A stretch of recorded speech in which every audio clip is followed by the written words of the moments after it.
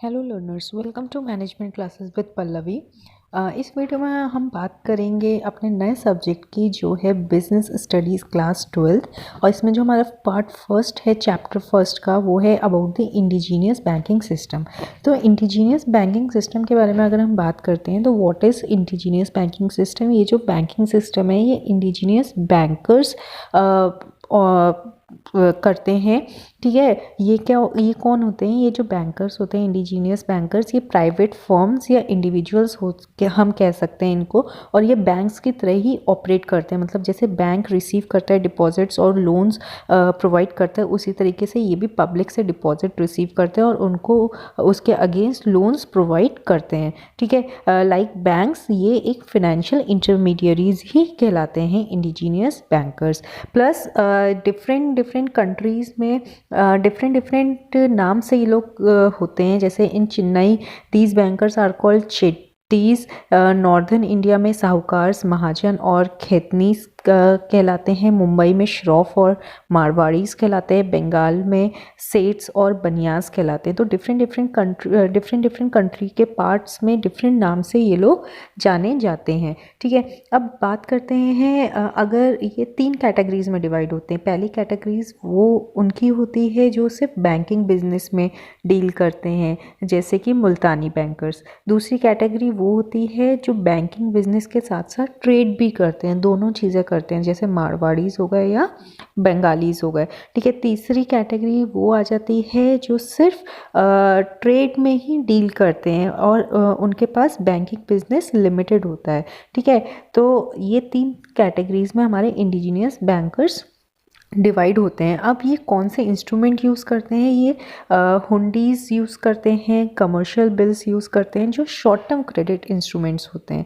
ठीक है, unlike money lenders जो लॉन्ग टर्म क्रेडिट प्रोवाइड करते हैं, ये short term credit instruments provide करते हैं, लाइक हुंडीज़ और commercial bills. Now how they are different from money lenders. Money lenders और इंडिजीनियस बैंकर्स में क्या फ़र्क होता है? तो जो मनी लेंडर्स होते हैं वो अपने फंड्स सब लेंड करते हैं, लेकिन जो इंडिजीनियस बैंकर्स होते हैं वो पब्लिक के फंड्स जो रिसीव करते हैं उसको लेंड करते हैं। ठीक है, प्लस जो मनी लेंडर होते हैं ये पब्लिक से डिपॉजिट एक्सेप्ट नहीं करते हैं, और ये जो होते हैं इंडिजीनियस ये पब्लिक से डिपॉजिट एक्सेप्ट करते हैं। मनी लेंडर जो है वो बैंकर की तरह ट्रीट नहीं करता है। क्यों? क्योंकि ये अपनी अर्निंग में से पैसा लेंड करते हैं, अपने फंड्स में से पैसा लेंड करते हैं। और जो इंडिजीनियस बैंकर है ये लेंड करता है प्लस एक्सेप्ट भी करता है funds from the public. So in short अगर मैं कहूँ इन दोनों के बीच में क्या डिफरेंस है, तो यही डिफरेंस है कि मनी लेंडर बैंकर की तरह नहीं वर्क करता है, लेकिन इंडिजीनियस बैंकर की तरह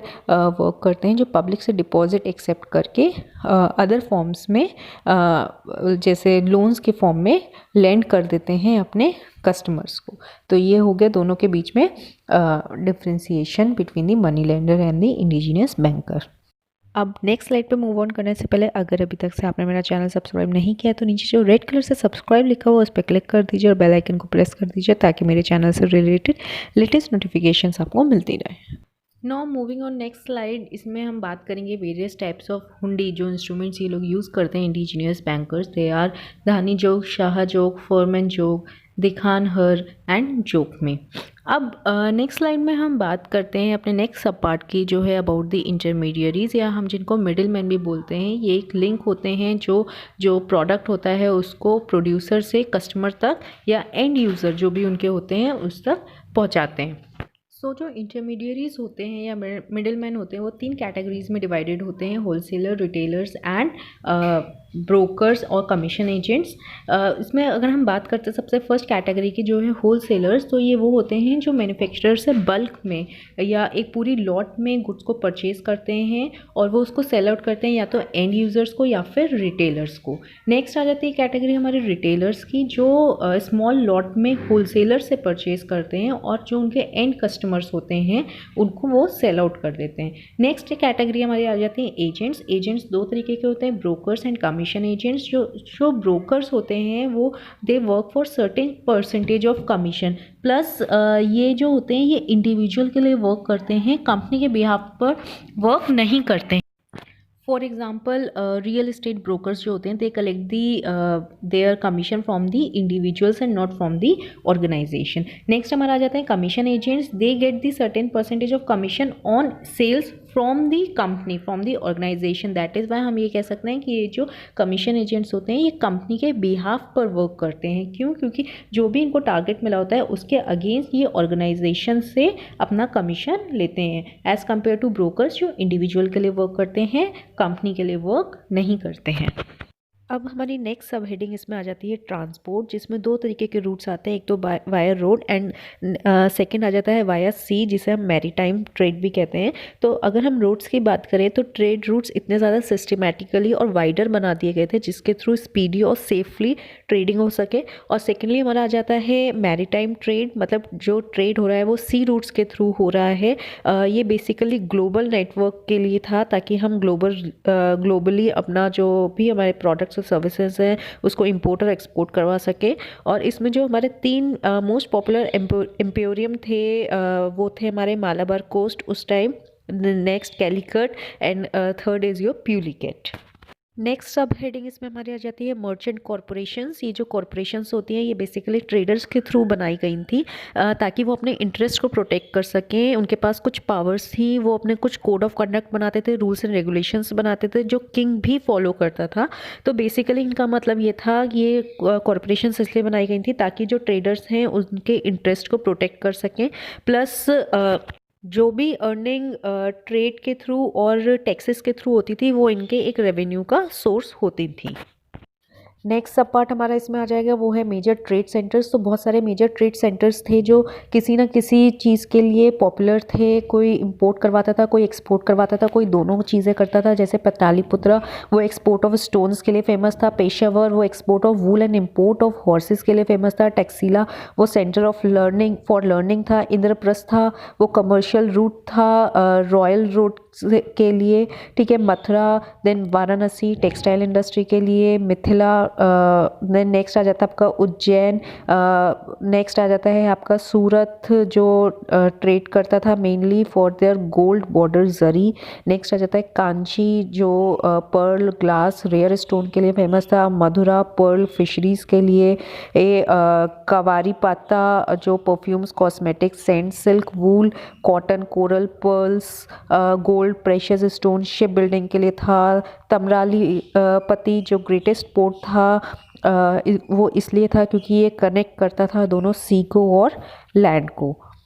नेक्स्ट अगर हम एक्सपोर्टर इंपोर्ट्स की बात करें, इंडिया एक्सपोर्ट्स मतलब चीज़ों को बाहर भेजना, और इंपोर्ट्स मतलब बाहर फॉरेन से अपने इंडिया में या अपनी कंट्री में मंगवाना, उसको हम इंपोर्ट्स कहते हैं। तो उस टाइम में एक्सपोर्ट्स जो जिन चीज़ों का होता था वो थी हमारी spices, wheat, indigo, opium, sugar, sesame, live animal oil, cotton, animal products like hides, skin, furs, horns, tortoise shell, pearl, sapphires, crystal, lapis, granites, turquoise and copper etcetera. और अगर हम इंपोर्ट्स की बात करें तो imports mainly include animal products, Chinese silk, horses, flax and linen, gold, silver, tin, copper, lead, rubies, coral, glass, amber and etcetera.